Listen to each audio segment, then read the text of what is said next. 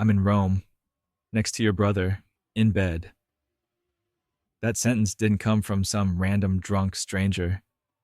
It came from my wife, on my birthday night. Have you ever imagined the most sacred moment of your year, the day you believe you're most loved, turning into a humiliating performance staged by the two people you trusted the most? I had spent weeks preparing for that night. A meaningful birthday evening, I thought, would be surrounded by the people I loved most. A perfect evening hosted on the rooftop of a high end glass restaurant in the heart of Madrid. Soft golden lights shimmered over a table delicately decorated, flickering candles reflecting through thin wine glasses. I'd reserved a table for 10, my parents, my younger sister Alba, a few close friends, and of course, Patricia, the woman I once believed was the love of my life. I chose to wear a navy blue suit, no tie. I wanted to look elegant but approachable, just like who I really am. Patricia had once promised she'd wear the red silk dress I gave her last anniversary, the one she said made her feel like a Hollywood star. I pictured her walking into the room, all eyes turning toward her, and me standing up to pull out her chair, kissing her hand, and smiling as if the whole world had faded away, leaving just the two of us. I used to believe in that dream, but everything began to crumble piece by piece as the hours passed. 8 p.m., then 8:30. I kept smiling, telling myself maybe it was traffic or some last-minute surprise. But by 9:47 p.m., precisely when the city lights in the distance twinkled like some cruel joke, I was still sitting there alone, in front of a dinner table filled with untouched food and empty chairs. No one showed up. Not a single text. Not a single call. I pretended to check my phone, trying to avoid the pitying glances of the waiter who had already refilled my wine glass 3 times. When he asked, "Shall I bring out the main course, sir?" I just nodded faintly. My heart was a tangled mess, but I tried to stay calm, like someone slowly realizing everything they once believed in was falling apart. Finally, I called Patricia. She picked up on the second ring. But instead of an apology or concern, the first thing I heard was laughter. Loud, carefree laughter, as if I'd just told the world's most ridiculous joke. I asked her where she was. Her answer, I will never forget it. "I'm in Rome with your brother." My heart skipped a beat. And then I heard Tomas, my own brother, on the other end. His voice as casual as if we were just chatting about a football match. "Come on, Marcos. You know she's filing for divorce soon anyway. We just thought we'd give you a heads up." I don't remember how I hung up. I just remember my hands were ice cold and my brain felt like it had been drained of oxygen. I didn't cry. I didn't throw a tantrum. I just sat there, frozen, in a room glowing with candlelight, a place that was supposed to be the happiest moment of my life. But then I remembered something. Patricia thought I was a fool, that I knew nothing.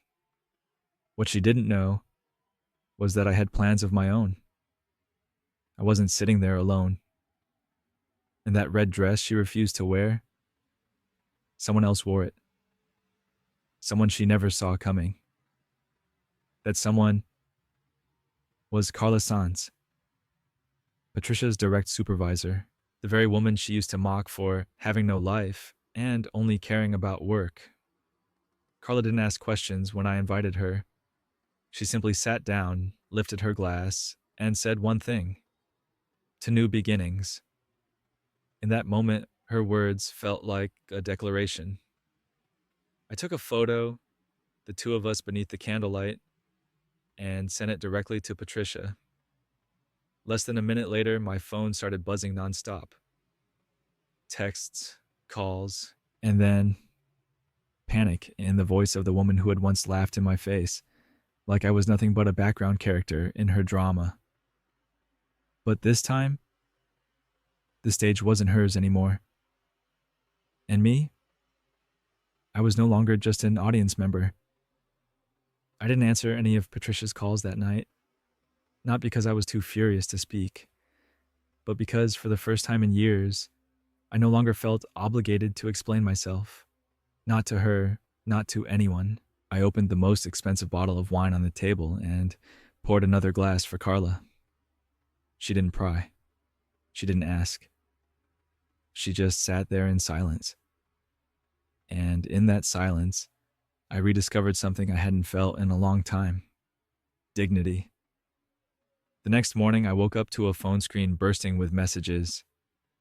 Marcos, I didn't want you to find out like that. I was drunk.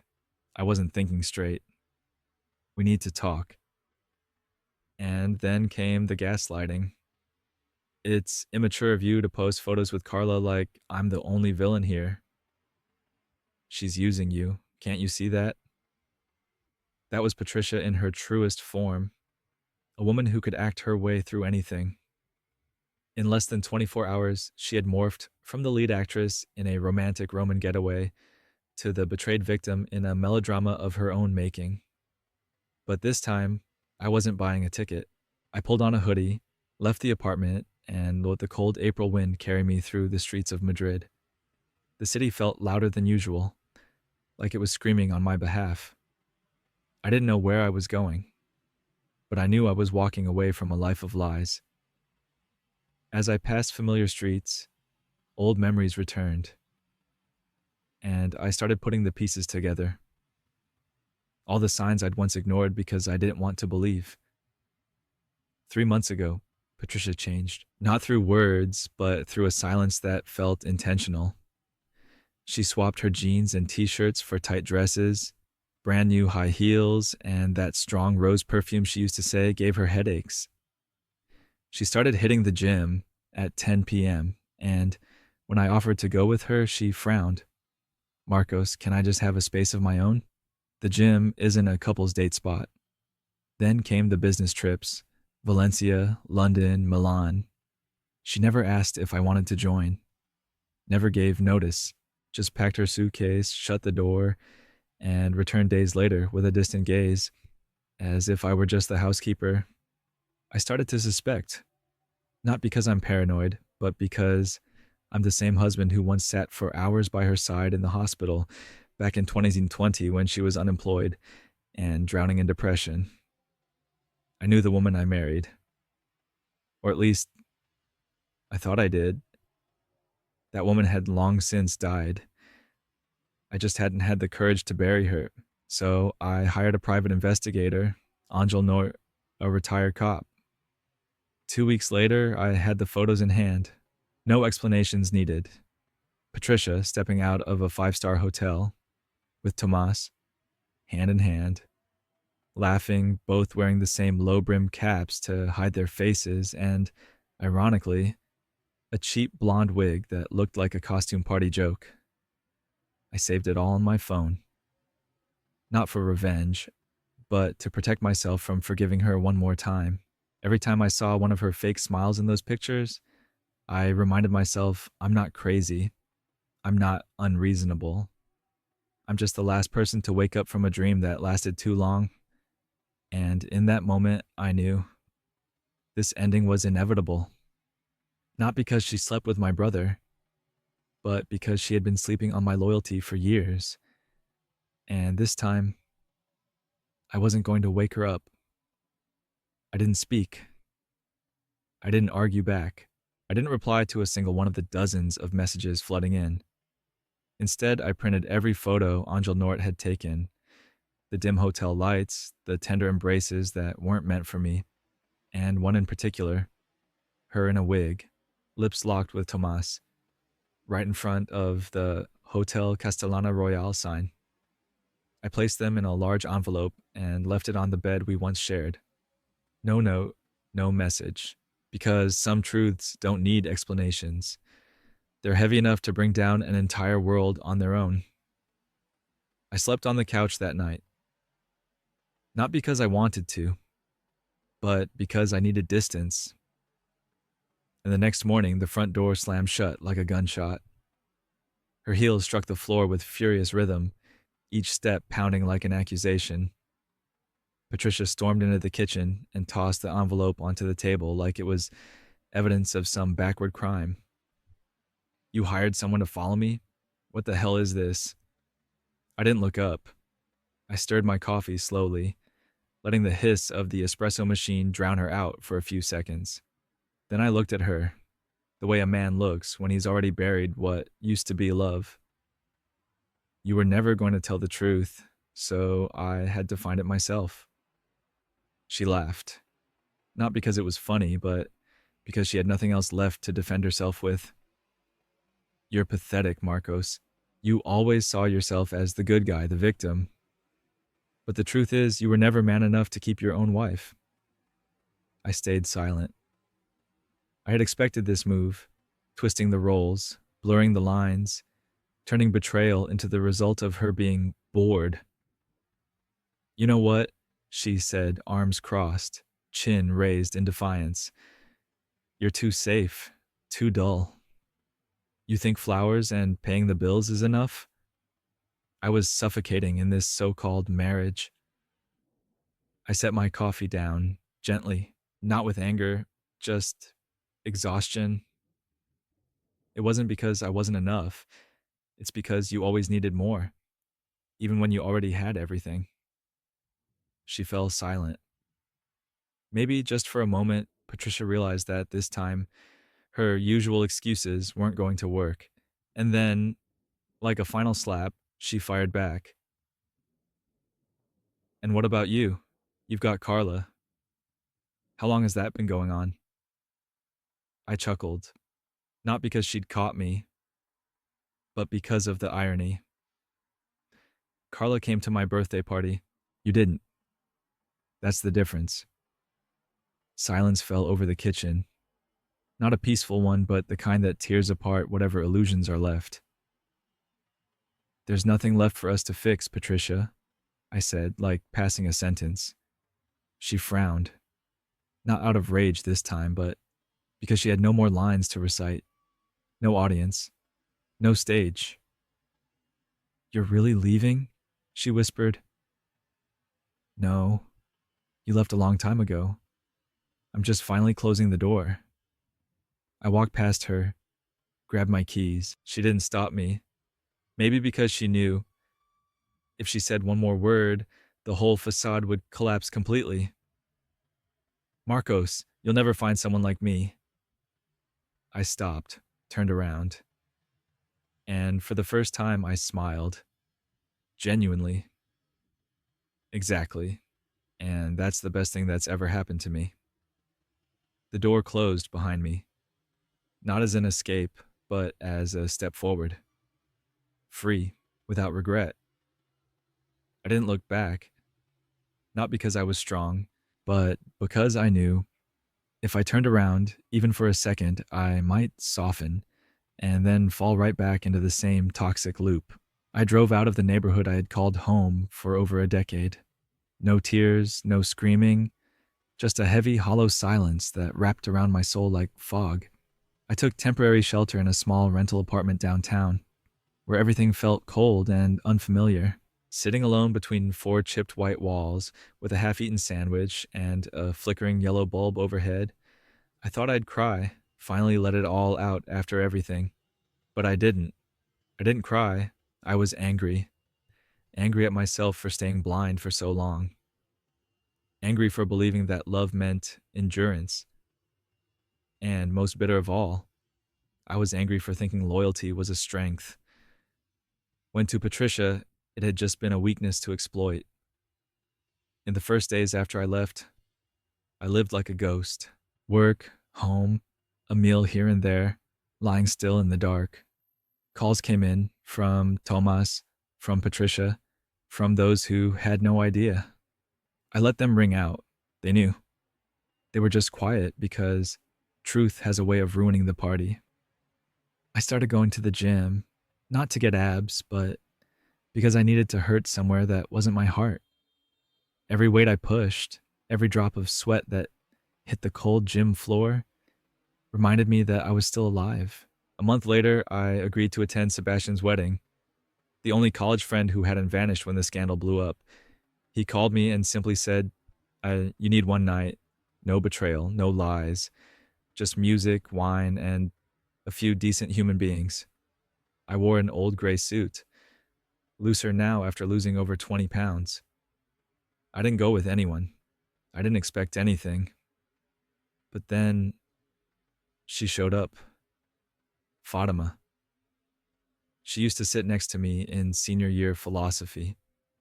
Eyes like green tea leaves, a smile that came off like a spontaneous jazz riff. She used to draw fake tattoos on her wrist during class. And now she stood in front of me, glass of white wine in hand, with a look that was somehow both familiar and distant. I wasn't sure it was you. You lost that horrendous goat beard. She smiled. And you still call professors dad just to mess with them, I replied. We talked. No scripts, no fake laughs. Then we danced. Not the polite, awkward kind, but the kind where you forget anyone else is watching. For the first time in months, I wasn't carrying a weight on my back. Later that evening, sitting by an outdoor heater, I opened up a little. Not much, just enough for her to know I'd come out of a fire. You look like someone who just survived a storm, she said. Maybe, I nodded, but at least I'm not standing in the middle of it anymore. We exchanged numbers. No pressure, no expectations, just a simple message from her. If you ever need someone who isn't a ghost from your past, text me. I didn't reply that night, but for the first time in a very long while, I went to bed without checking Patricia's messages. I didn't scroll through Tomas's stories. I didn't care what those two were thinking, whether they were fighting or feeling sorry. They were spinning in the whirlwind they had created, and me. For the first time in a long, long stretch of being cast as the stupid husband, I felt real, a little lighter, a little more whole. And that, just that, was enough to believe I was finally headed in the right direction. I don't know why I texted Fatima that night. Just a simple line. Coffee? No emojis, no embellishment, but she replied within minutes. Same place. 6 p.m., don't bring the goatee. We met at a little cafe near the park. No candles, no flowers, just the hiss of the espresso machine and the scent of fresh pastries. We talked about philosophy, delayed buses, work, and noisy neighbors. Not once did either of us say the name Patricia, and maybe that's what made me feel safer than any word of comfort ever could. We didn't throw ourselves at each other like two lonely souls colliding in the night. Everything unfolded slowly, naturally, like a wound healing over time. No rush, no pressure. Fatima didn't try to fix me. She was just there, like a quiet moment of peace after a storm. Patricia still tried to come back. Scattered texts, vague apologies, and a handwritten letter, stuffed with verses that were just manipulation in disguise. In it, she wrote, "You're a good man, but I need more than that." I read it in silence. No anger, no pain, just amusement. Amused that loyalty, kindness, and the years I spent being her rock could be labeled as not enough. I burned the letter in the kitchen sink, told no one, didn't send it to Fatima because I'd learned some things that return don't deserve to be welcomed again. Some doors, once closed, should be locked forever, because what's behind them is nothing but toxic smoke and depletion. Fatima came to my apartment for the first time on a rainy night. Not to stay over, just for dinner. Spaghetti with tomato sauce.